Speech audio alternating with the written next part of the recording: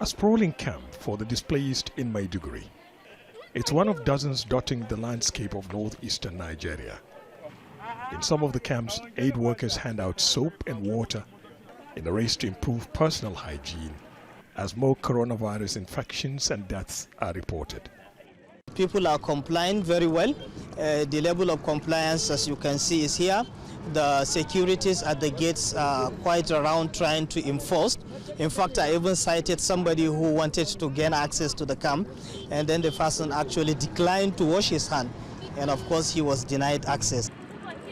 But the residents here are undernourished, with some having to wait in lines to fetch drinking water. Overcrowding is another major problem, making social distancing almost impossible. There's no support or any donation that will encourage hygiene and healthy lifestyles, but yet they are still making emphasis on coughing etiquette and good personal hygiene.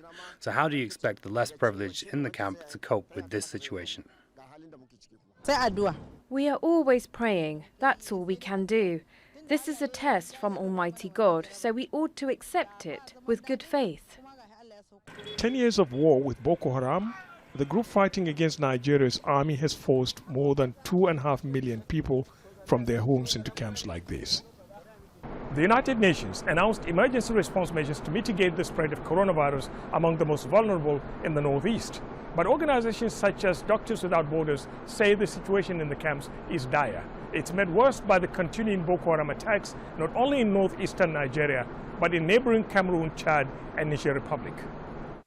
Many fear a coronavirus outbreak in these camps could be catastrophic, a fear that's becoming more real with health facilities crumbling across the country. Ahmed Idris, Al Jazeera.